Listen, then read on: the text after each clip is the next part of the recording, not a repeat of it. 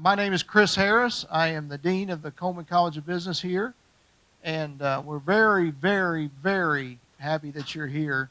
Give us a chance to show you what we're doing as we build an entrepreneurship culture here at the Coleman College of Business. You'll see a lot of our students. We're very proud of them, how they've grown as students and as people and as just knowledgeable citizens as they've been here at the Coleman College of Business. So you'll see a lot of neat things that they've done. Our entrepreneur in residence, Jared Arnett, has led this initiative, and it's really, this is his first year here. He's in his second semester and has led to a lot of good things that you'll see tonight.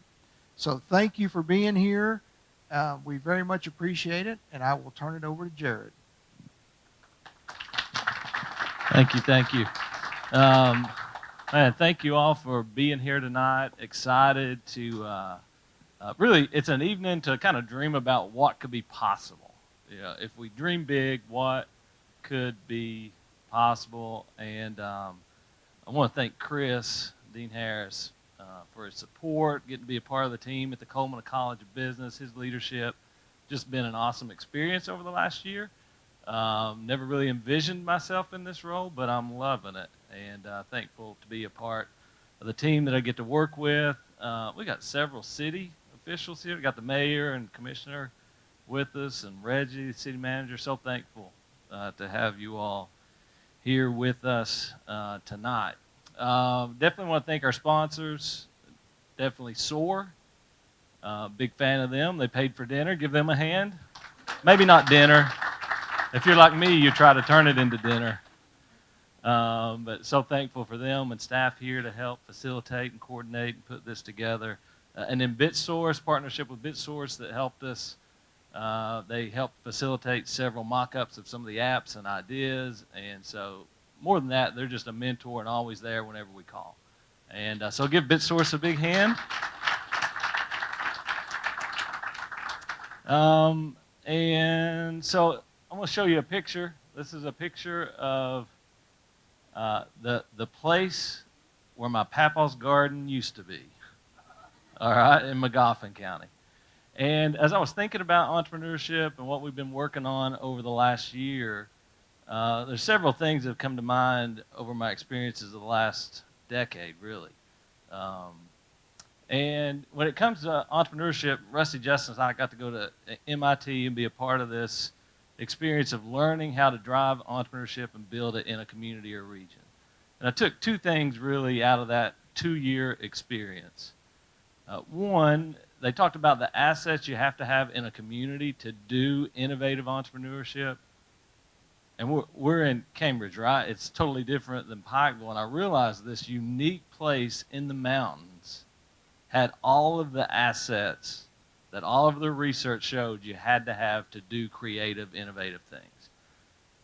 Two, I learned that you can cultivate a culture of entrepreneurship. This reminds me of a garden. You never have walked out into the hills and come across a perfectly manicured cornfield that just happened to be there, full of tomato plants and potatoes, right? It is something he worked at from the winter, the fall. He started planning for the next year. He was cultivating it, creating the ground, the place, plowing, planting seeds, doing work that led to fruit and vegetables that would bear. And so while I was thinking about that, I was thinking that's really what we've been doing over the last year and probably even over the last decade, is plowing ground and putting the pieces together that can drive a pipeline of entrepreneurs. And so I think about it, in the community, we've got all these pieces. We got, you're farming, you got a tractor, and I used to help, and I hated it. Can I be honest? Didn't love it, especially because we had cattle too, and they fertilized the garden, and I shoveled it up in the back of a wagon. All right?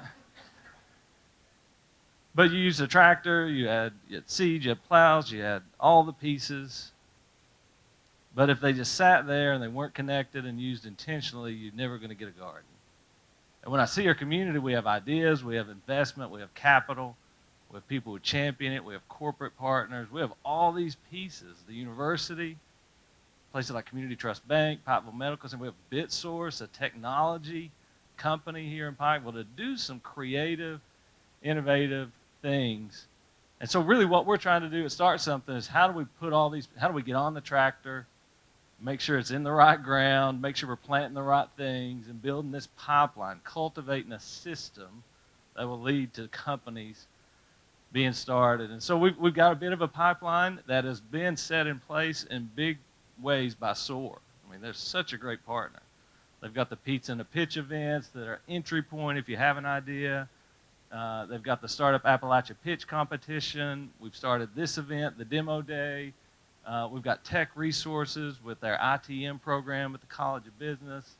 Ryan Hall, y'all, and BitSource partners in what we're doing. And now we have investment opportunities through the investment fund, the angel fund that SOAR has put together. All pieces we've not always had in place, which for me sets a path of excitement and opportunity for what we could do. So the idea is that you know Ryan Hall, y'all. He's come and spoke at several of our events, and Dalton Stevens is on our advisory board at the Coleman College of Business.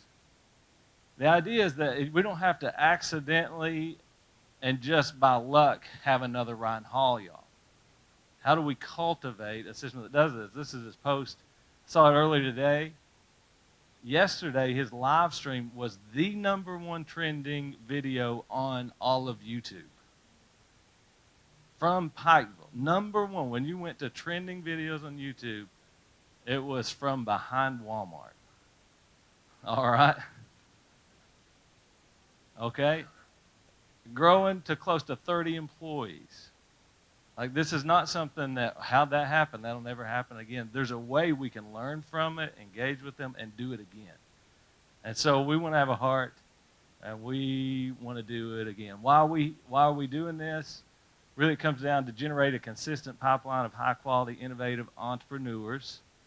The Coleman College of Business, we think you can teach entrepreneurship. You're going to see that today. These students have done an incredible job. We've gone through a process that you can learn how to do entrepreneurship. We also want to create a pipeline to create companies. Being an entrepreneur is a skill set you can use in any field. If you're working for a corporate, if you're a teacher, a coach, the mindset, the thought to, I'm just going to figure it out, there's a way, is a valuable thing to have in any career field. So we think it's great just to train entrepreneurs. But then we also want to create space where out of that we create companies and have economic impact. In our area, these are a couple of our values. We believe in experience. Dean Harris says all the time we want our graduates to graduate with a degree and a resume. I'm just a big believer in experience. I like to think of entrepreneurship as a craft. You can't learn it in a box. You've got to go out and be in the middle of it, be around people doing it, and experience it. We say you got to think big. People say a lot when you talk about entrepreneurship in Appalachia, what would go good there? What would solve the problems there? I really believe the way to solve problems here is to start companies that solve global problems from here. So that we're creating companies that are creating jobs in this place. So we say, where's Pikeville? That's what I say to the students all the time. And they'll say Pike County, Kentucky. And I say Earth. Pikeville's on Earth. Think big about the problems you can solve. We care. We are motivated because we want to make a difference. And team effort, you don't do it alone. Man, IT, Pike TV, SOAR, facilities, food, like even an event like this, you can't do it alone. So this is the process they walk through, just to give you a little. I'll go through every step in detail. Just kidding. You can wake back up now. The slide decks they've got tonight are 10 slides. What they've put together with their work throughout the semester are 45 and 50 slides. Like, they've done a lot of work in every one of these steps. But high level, they've answered, who is your customer? What can you do for your customer? How does your customer acquire your product? How do you make money off your product? How do you design and build your product? How do you scale your business? These are all proven, practical approaches Entrepreneurship. This process is used across the globe, and they've done an incredible job. We dove in deep, and it's been an adventure, and I'm excited for them to share the things they've worked on. Cool thing is, only 2 of these ideas existed before class started. So you don't have to, there's also approaches to come up with ideas and solve problems and come up with new companies. We did that over the first 2 weeks. Everybody threw their ideas up on the board. We voted. We picked 7. Whoever had those ideas became the team leaders of these teams. And we said, here we go. All right? And that's how we got here today. All right, we're ready. First team. Y'all ready? Hey. I can make them available, sure. Yeah. Yep. Happy to do that. All right, I think I got everything. Let me make sure. Yes. Yes, we're ready. All right. First team. And by team, I mean individual. It's Tate. His partner, his teammate, baseball team this week is playing in the regional conference. I think they played this morning, maybe. So he's carrying the weight tonight. And so thankful for Tate. It's all yours. First of all, I just want to thank Jared and Dean Harris for putting this together. It's really exciting, and we really appreciate the opportunity today. To kickstart our story, about 2 years ago, I started giving lessons to a family friend. And that family friend, we worked on baseball for about 2 years. And what I found after those 2 years is there's many gaps and limitations into giving lessons, especially in Eastern Kentucky. So that's why we created the app called SkillBridge. SkillBridge is an app that connects coaches with musicians and handymen, but our beachhead market is athletes. So there's 4 things that SkillBridge is going to do. The first thing it's going to do, it's going to remove the need for a connection. If you guys are aware, connection is a privilege, and not everyone gets to have that. 2, it bypasses the word of mouth. 3, it fills the gap of efficiency and effectiveness.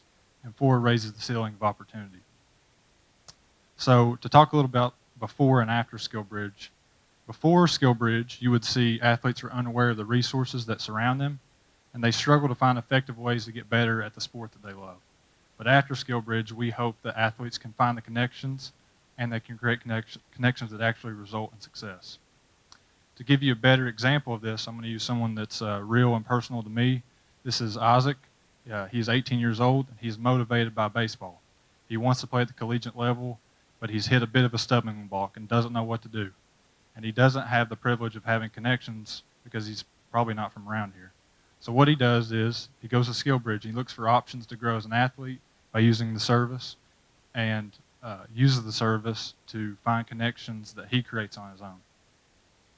So we have a little bit over $111 billion in the total addressable market, with 26.8 million athletes between the ages of 6 and 17. And the cost for the app is just under $91,000. And the lifetime value of each person and each customer is $350. So why does SkillBridge win? SkillBridge wins because of 2 things, the moats and the core. The moats being its protection through payment and patent plans, and its core because it provides unlimited access to experts with prioritization on customers. This is a mock-up done by BitSource, and this is kind of the homepage for someone that's looking to train more in weights and that type of training. So you will see fitness, strength training. It shows a little bit about the platform and how it's user-friendly. This is kind of the search bar. So if you're looking for someone, SkillBridge is going to provide things that are more specific and they're really detailed.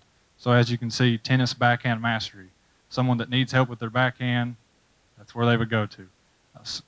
Soccer shooting techniques, that's where they would go to, and even basketball dribbling. So this is kind of your personal part of the page. This shows your email, kind of what you've started, what you've saved, your progress, and also you can set up notifications and things like that. So my partner's not here. His name's Riley Polino. He's the founder of it. I'm the co-founder, and my name's Tate. And to wrap it up, we want you guys to realize that SkillBridge is something that is really revolutionized and seems simple, but it's more complex as you get into details. I want to thank you guys for listening. If you have any questions, I'll be right over there. Thank you.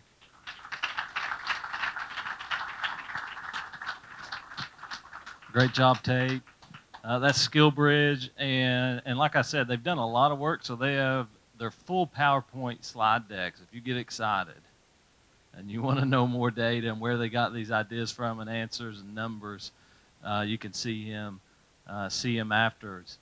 Our next one is Carter, I believe. Where's Carter and his team with Smart Wardrobe? Give them a big hand as they come up.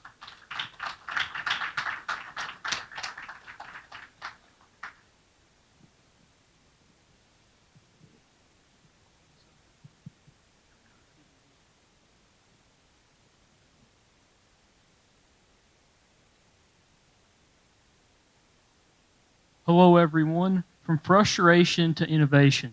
So many mornings of mine consist of me looking in my closet and determining what I'm going to wear for the day. This can often be a time-consuming process that can be very stressful. That can also, at times, cause me to be late to certain things. And I was thinking about potential ways that we could manage our time better, which that's what led me to Smart Wardrobe. Smart Wardrobe is an AI-powered app that provides personalized recommendations to users, and the goal is to improve your time management. So for the current state and desired state, in the current time, the majority of people are manually selecting their outfits, and they spend an average of 17 minutes per day. That's roughly 100 hours per year. That's 4 days per year. So although when you first see 17 minutes per day, it doesn't seem like a lot of time, but that's over 1% of your time in 1 year. This can lead to decision fatigue, unnecessary stress, reduced confidence, and poor wardrobe utilization. So for the desired state, with Smart Wardrobe, users could receive personalized recommendations, improve their style, boost confidence, and ultimately maximize wardrobe utilization. Okay, so we have here is our target customers. We have 5 potential end users. We have business professionals, college students, models and influencers, travelers, and personal stylists. Our target market is younger adults, primarily between the ages of 18 and 40, who leverage cutting-edge technology and value saving time, improving their style, personal style, and optimizing their wardrobe. Our total addressable market, fashion enthusiasts, personal style app market, 1.7 billion smartphone users globally are interested in fashion, and an estimated 5 to 7% of those 1.7 billion users would likely be customers for fashion tech apps, which would amount to 85 to 125 million people worldwide. Global fashion e-commerce market, the global fashion market is 1.8 trillion. If Smart Wardrobe attains only 1% of that, the global fashion market, the potential annual revenue would be 18 billion. And in the United States, roughly 25 to 30 million users could be highly reachable with an annual spend opportunity of around 3 billion to 5 billion. So here are some of the functions of Smart Wardrobe. Smart Wardrobe, as I said, is an AI-powered fashion app, and it revolutionizes the personal style by creating customized outfits based on a user's existing clothing inventory. So essentially, we would have a cloud storage database, and you would be able to have your clothes, and it would have your current inventory of what you own. Through intelligent recommendations, calendar integration. So with calendar integration, there would be a calendar inside of the app, and it would you would be able to see all of the outfits that you've selected for the week, the month. Also, there is weather tracking, so we would integrate the weather app. So, for example, if somebody was here from Pikeville and they were on a trip in New York City, the app would make recommendations based on the weather in that specific city, regardless of where you are. So it wouldn't recommend things in the summer. It wouldn't be a coat, pants, maybe probably just shorts and a shirt. So ultimately, users receive daily wardrobe suggestions that save time and elevate their style. With subscription-based access to Light, Pro, and Premium tiers, Smart Wardrobe combines convenience, sustainability, and fashion tech innovation to meet the needs of modern, style-conscious individuals. So here's a mock-up that I obtained I partnered with BitSource to get this. So the first page there is the home screen, and that's where you could access all the different features there. The second picture there is the calendar. So in blue there, on January the 19th, that would be an outfit that you have selected. So if you wanted to just go ahead and have your outfits selected in advance, you could go ahead and do that all at once. And it would use machine learning, and it would learn more about you, and you could swap right if you wanted the outfit, and if you didn't like it, it could have new recommendations for you. The third picture is the notifications. So my thought process is this would kind of be like a social media to where you can have the specific outfits, your combinations, and other people could like your outfits. You could have followers, feedback on your post, and you can reach other people. The fourth picture here is the wardrobe tracker. So this is just the specific outfits that are recommended and things that you've wore. So maybe it's not going to recommend you something that you wore 2 or 3 days ago. And another thought that I had was with this, it will know what needs to be washed based on when you wear it. Okay, so this is another part of our homepage. It tells you what your outfit for the day is after going through all your inputs of what you like to wear and what you need to wear for certain days. Over here in the second one is your closet. It has all your shirts, shorts, shoes, whatever it may be for whatever you may have in your closet. Our third picture is for anything new. If you see anything new that you like, you take a picture, put it in your category, select the color, and put in the season that fits what day it is and what season of the year it is. And 4 is upgrade to premium. You can pay $14.99 monthly, or you can go yearly, which accumulates to $139.99 a year. So for our competitive position, we have 2 target customer priorities. 1, time management, and 2, quality. A is our do nothing option, which is terrible. B, fashion inspiration apps. It's good for time management, but terrible for quality. C is styling subscription services. It's great for quality, but not that good for time management. D, wardrobe management apps is great for both time management and quality. And then little star up there is a smart wardrobe, which is our app. It exceeds all greatness. It's better than all of them. Now we have our business model. It's our proposed strategy. We offer a free download for the app with the 7-day free trial and a subscription model for monthly or yearly. So as you see, we have 3 different subscription types: Light, Pro, and Premium. For Light, if you want to pay monthly, you're paying $7.99 a month. If you want to go yearly, you're paying $4.99 a month, which accumulates to $59.88 a year. Pro, $11.49 a month, $8.49 a month for yearly, and accumulates to $101.88 a year. And then lastly but not least is Premium, $14.99 a month, and then yearly is $11.49 a month, which accumulates to $139.99 a year. And there is one thing that I wanted to say on the last one there. So these are just estimates, like it would be relative to what our customer acquisition cost is, how much we spend on marketing, profits, and things like that as far as the pricing. And this is the Smart Wardrobe team.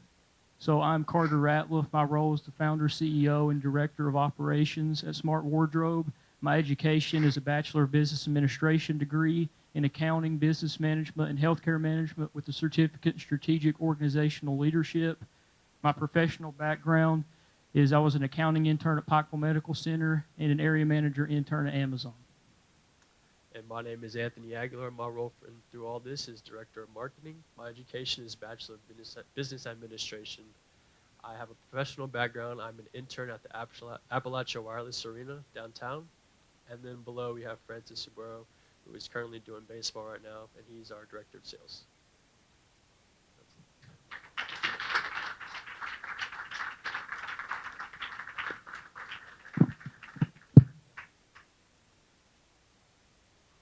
Awesome. I just gave you a preview. Where you at, Andrew and team?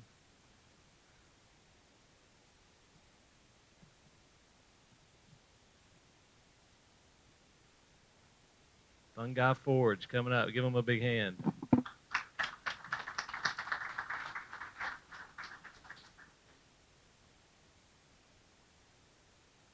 All right, everybody. So how many of you have had a dish that you just think is immaculate, amazing? I'd say pretty much all of you. So how many of you had a dish with mushrooms in it? Still a few, more than I expected. So every great dish really comes with the right set of ingredients. So for certain fine dining chefs, that's mushrooms.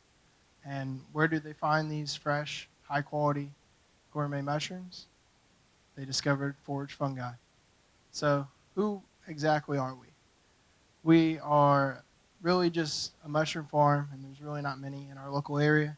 And we offer premium quality gourmet mushrooms that are grown in optimal conditions for exceptional flavor.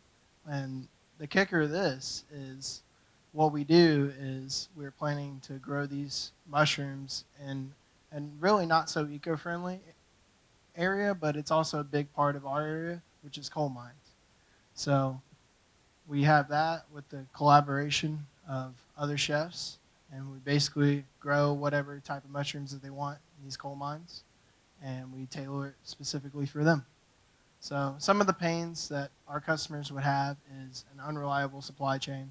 So realistically, their product not getting from point A to point B, either without the right quality or just not in the amount of time or within their travel budget. And also with an inconsistent quality of the mushrooms, because ours is more fresh, more gourmet.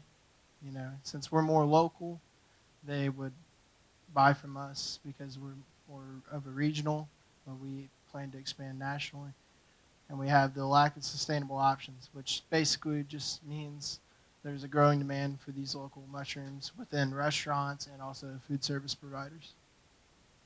So our initial total addressable market was calculated at $25 million with room to expand out to $300 million. So many people don't know this, but the mushroom industry is actually a $3 billion to $10 billion industry. Most of these mushrooms being grown out of Pennsylvania. They're harvested in humongous factories. But we calculated our lifetime value of a customer to be in the range of $20,000 to $35,000. This being with having reoccurring buyers on a weekly basis. Mainly our chefs we're looking to deliver to on a weekly basis. So the weekly custom deliveries, we're looking to provide these fresh mushrooms grown and delivered within the same week. We want to harvest them and deliver them to keep them as fresh as possible, giving us a quality and reliability. But for potential future innovation, we actually have the capability to harvest the genetics of certain mushrooms and actually grow any specific type of mushroom that we would like.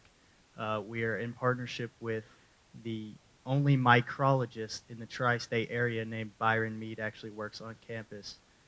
But he grows all these mushrooms on campus and in the coal mine and has the capabilities to take these genetics, combine what you like out of one mushroom and another mushroom and bring them together into one.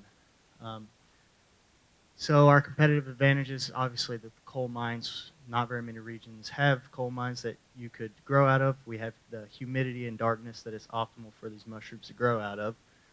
We've been trying to create local relationships with as many chefs as possible, and obviously the custom breeding that I mentioned a few minutes ago through Byron.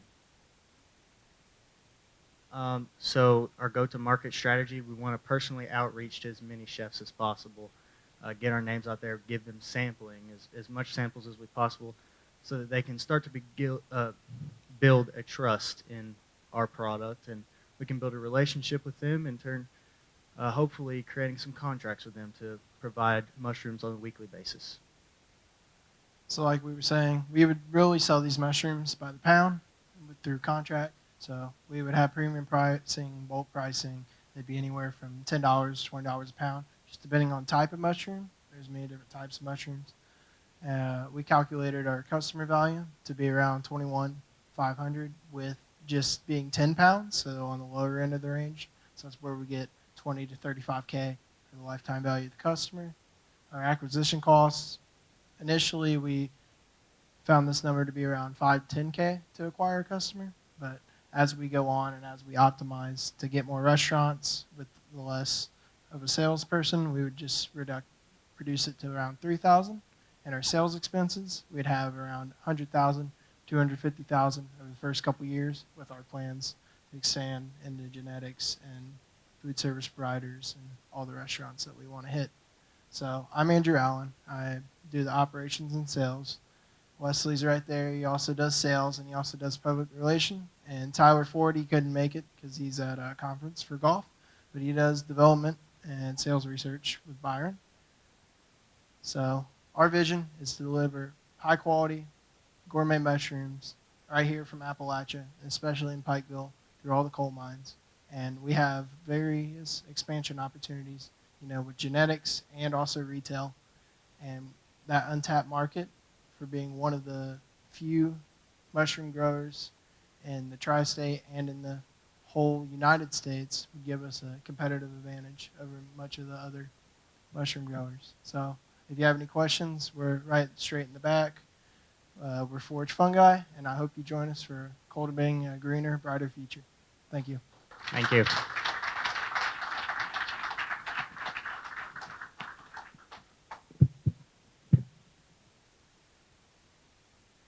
Right, Alert Tech.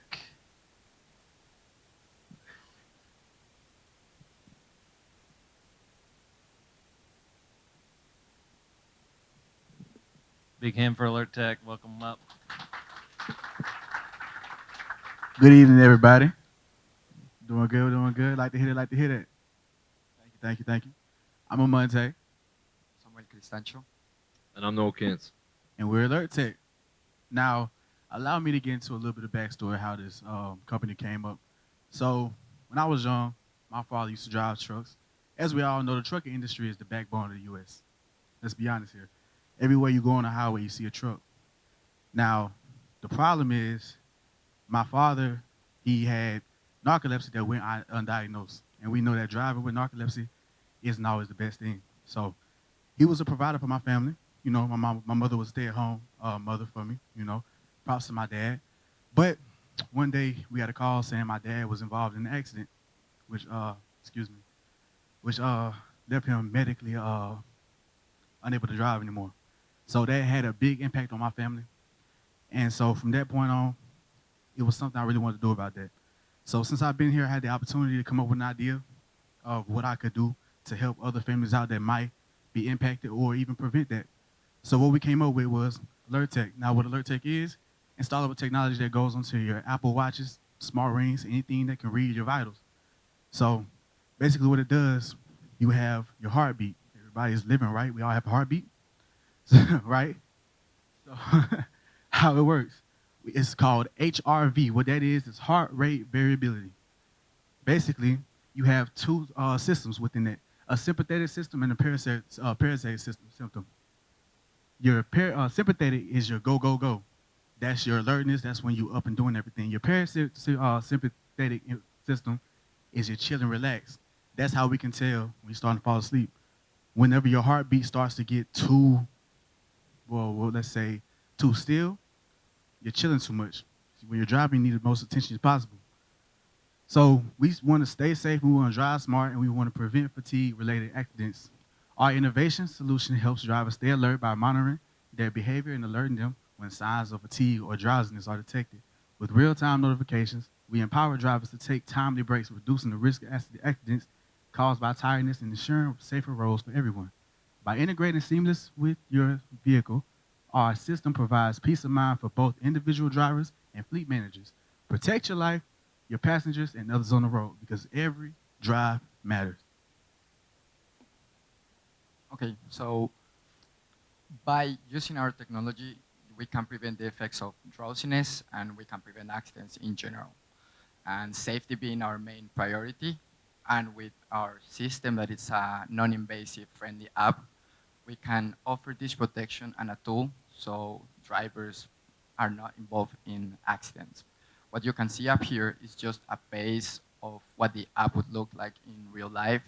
And in this specific scenario, you can see the driver getting notified of his fatigue and probably preventing an accident.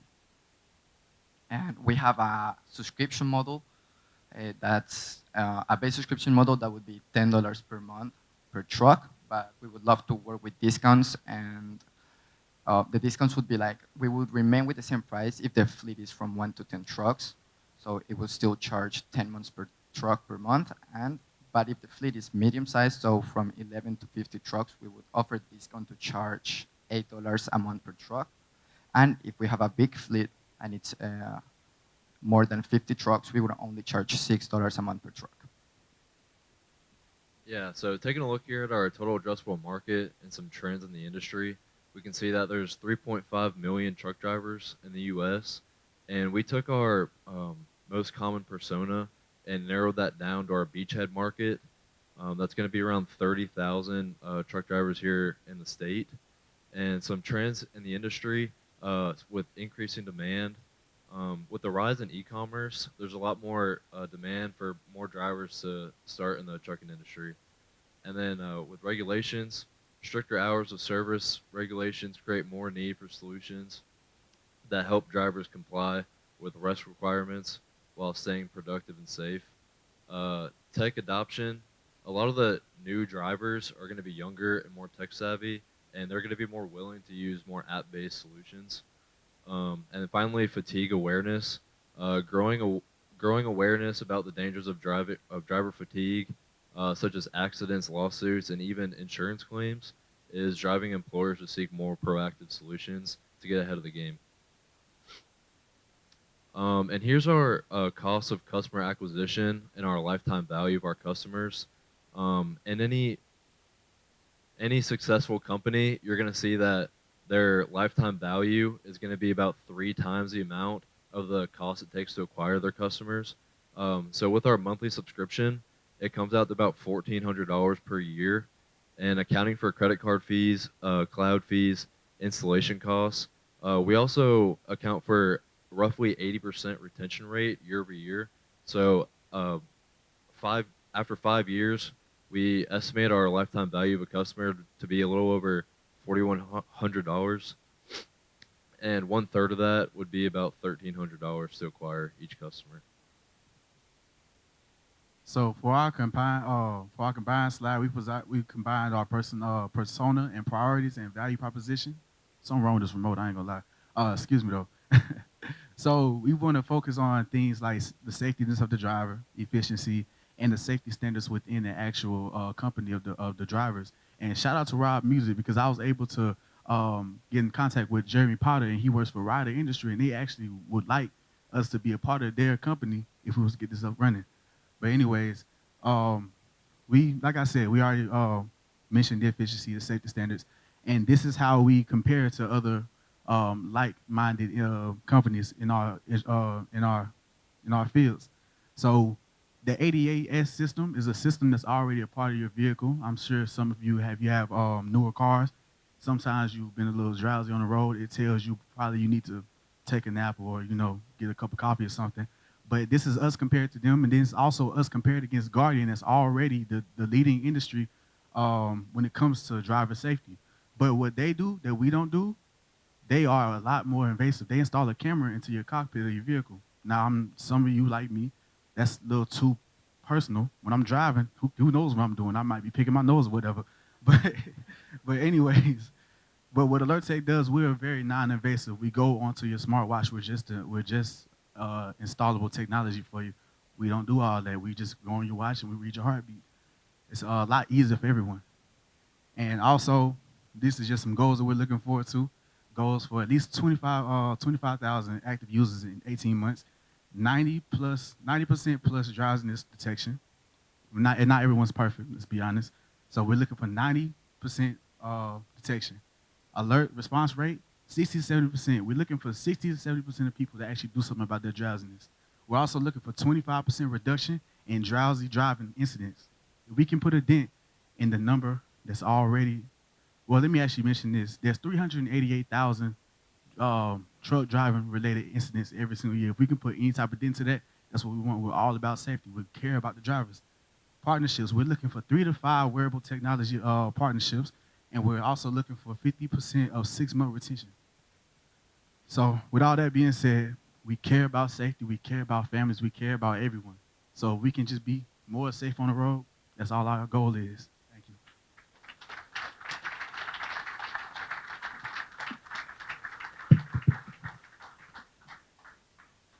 All right, Campus Bites.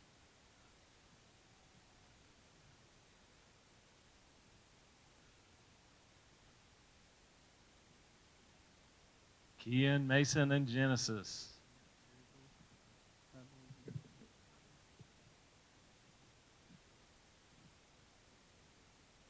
Meet my good friend and teammate, David Robinson. By the raise of hands, who has heard of the service DoorDash before? If you haven't, David definitely has. David is a frequent user of DoorDash, and he orders 2 to 3 times a week on average.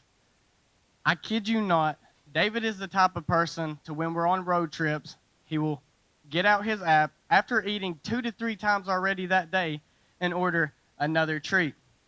I was curious one day, so I asked David, I said, David, how much money do you spend on a week on DoorDash? He said, I'm over here, what? $50? I said, $50? But after a little bit of research, I found out that the average person spends $50 every single time that they DoorDash. I was hoping to find a way to bring that price down and make it more affordable for college students like David and myself. So I came up with the concept of Campus Bites. Campus Bites is a newly developed app to transform food delivery for college students that just simply don't have the money to DoorDash. They don't want to pay those outrageous fees and all those other different prices. Now, what separates us from competitors is our unique implementation of meal swaps and campus dollars. So you will be paying a $5 flat fee, and you can use your meal swap or your campus bucks, which we call bear bucks here, and pay for your order that way instead of having to worry about those outrageous DoorDash prices. And not only will they be delivered to you in here, they'll be delivered to you in the gym, they'll be delivered to you in between classes, study hall, whatever is most convenient for you, we will make sure they're delivered to you at your campus spot. So when we came up with this business idea, we knew that our target market would be student athletes. Now, in the 2023 to 2024 school year, there was around 109,000 student athletes in the U.S. So statistics show that 80% of these people report feeling overwhelmed by their responsibilities. And we've even seen with our fellow classmates that many of them struggle to find time to get food because their class schedules and their practice schedules are colliding.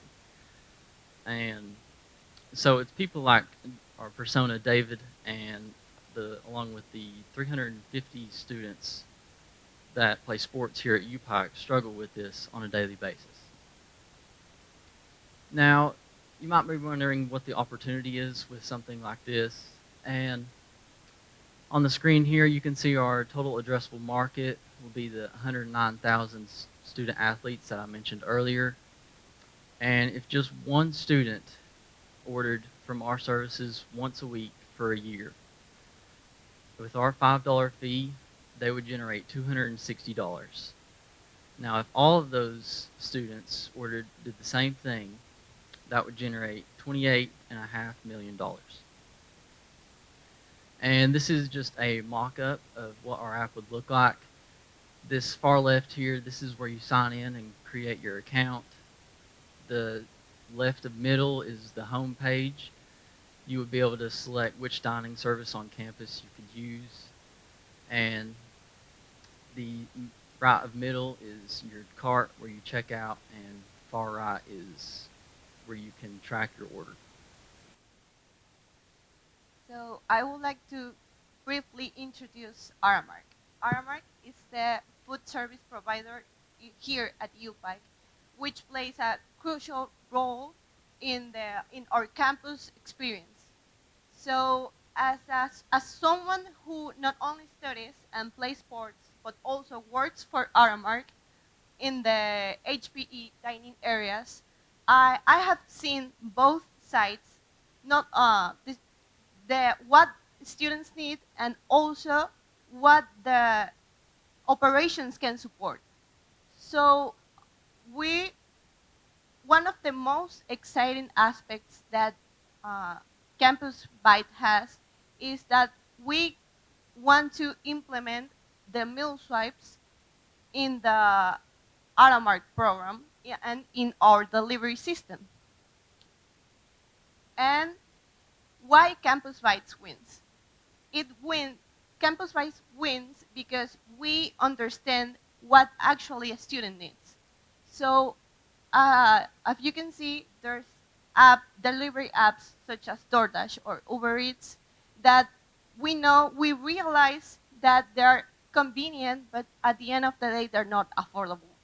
So that's why Campus wins. Campus Bytes, it's more beneficial in the long term. This is our team. Kian Warwicks, who is the founder. He's a student athlete and a full-time student. Mason Ward is the co-founder. He has experience in fitness and entrepreneur, and myself, Genesis, a student athlete, and I have inside relations with Aramark. So this is our team. We want to make sure that we can provide a good food service that is not only convenient but also affordable, and that's why we want you to join our team.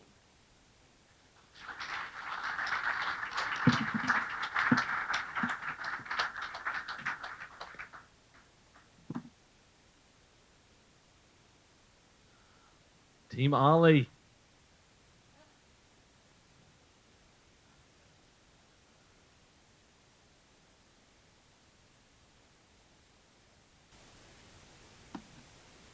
Big hand for Ollie, the courageous octopus, coming up.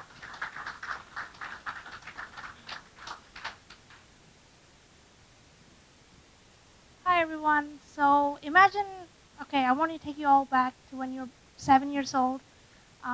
It's been a long day, so you're 7 years old, long day, and your mom or your dad is tucking you in bed, and they kiss you goodnight, and then you're like, they turn off the lights, and then they slowly shut the door. And then there you go. Everything is quiet, and then you start noticing things like shadows moving from your wall or that jacket hanging on your closet, which suddenly appears to be like a huge monster. And so that's why we came up with Ollie, the courageous octopus, which is super Captain America inspired to help kids sleep. And Thomas will get into details. Okay. Ollie is a comforting stuffed animal designed to help children sleep better. It does it by providing emotional support and storytelling. It comes with an engaging mobile app that allows you to download stories, track sleep time routines, and improve independent sleep habits. It's ideal for busy parents because it helps the kids like sleep better and be more independent. Now meet the target customer. She's Michelle, a 30-year-old mom of 4 kids of ages 6 years, 6, 4, and 3.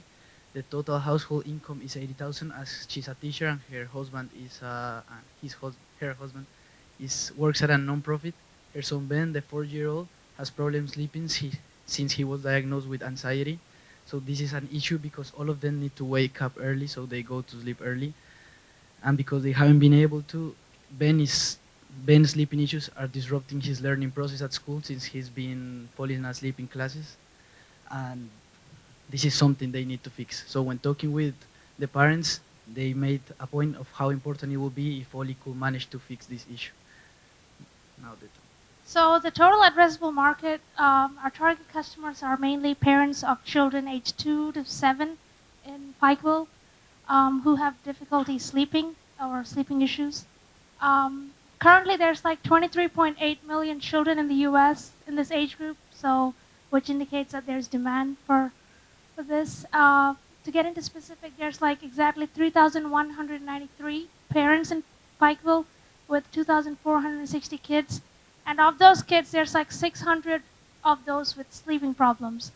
And so, and the US market size for stuffed animals is a lot, 3.4 billion in 2023, and is expected to grow at CAGR of 6.1% from 2023 to 2030. So there's a lot.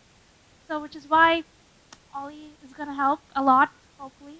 And so what differentiates Ollie is that it has, again, like a Captain America shield and the cape.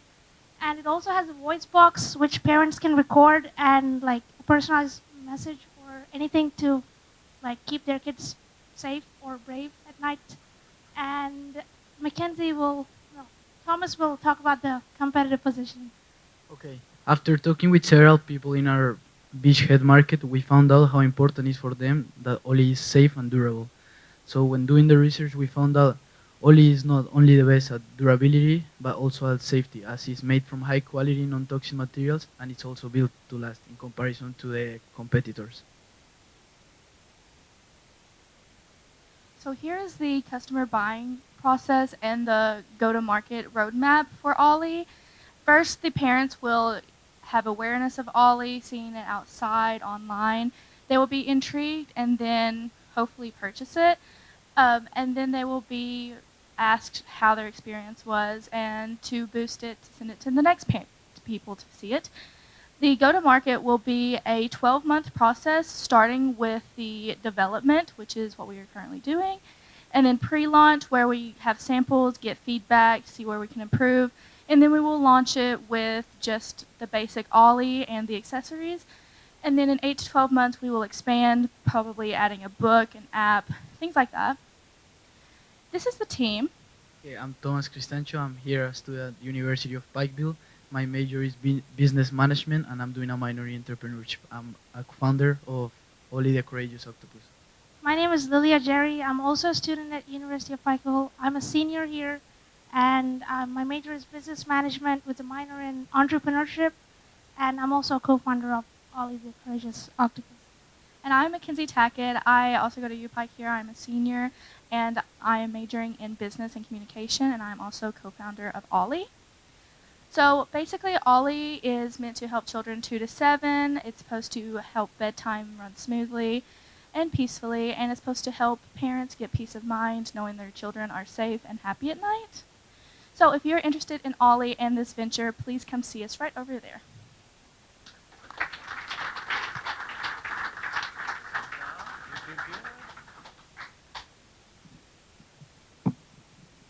We have one more, right? The grand finale.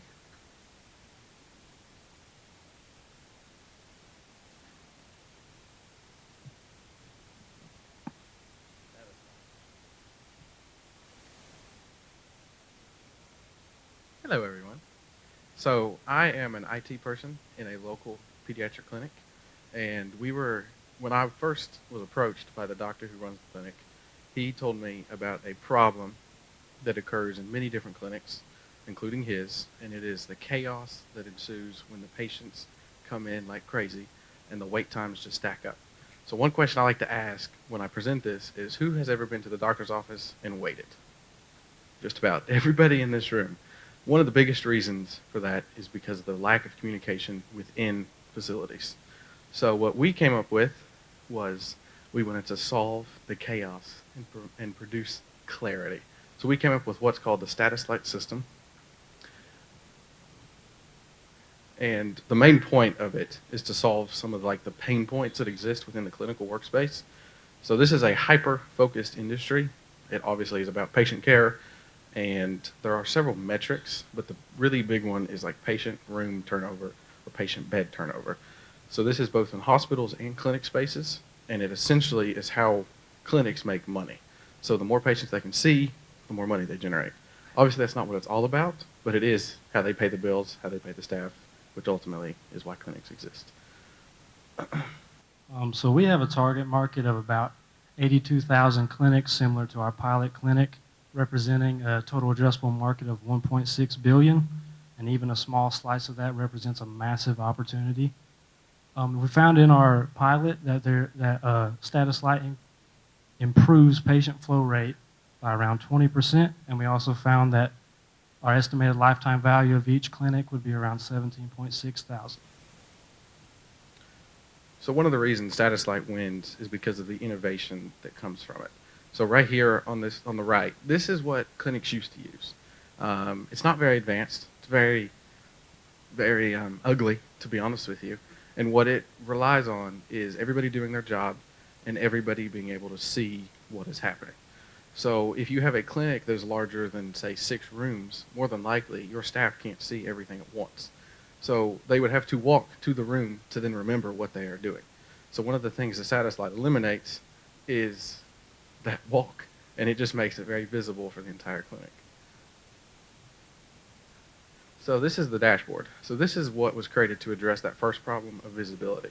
So it highlights all of the rooms within the clinic and makes it to where it's visible at any point inside of the clinic. It shows 3 key metrics: the room number, the status of the room, and the time. So the time obviously matters a lot. As you all know, you've all said that you wait in doctor's offices. And so that time gives a visual reminder to the staff of how long you've been there and what they need to do to get you out of there. And then this is the room console. So this is what the staff are interacting with to essentially go through the visit with you. So each one of those colors on that keypad are designated to a specific team within the clinic. One of the nice things about this system is it's completely customizable. So with the flags, you get what you get. If you buy 6 flags, you get 6 flags. If you buy 4, you get 4. With this, that's a lot of colors. We could shrink the colors, we can make them larger, and essentially it's fully customizable to you and your clinic, and it fully enhances your workflow so that you can maximize your KPIs. So we found that our lifetime value per clinic is about 4.4 times our cost of customer acquisition. Usually around 4 times indicates a highly profitable business. In terms of our revenue model, we would charge around 8 to 20, potentially more, per room for a one-time implementation, as well as an optional 1 to 3K annual subscription for support and updates. Here's our team: Ethan, the founder and CEO, and Jeremy, Chief Production Officer, and myself, Braxton, Chief Marketing Officer. Join our mission. We're taking care of the problem, making it easier on the employees and yourself in the doctor's office. And if you have any questions, join us in the back. Thank you.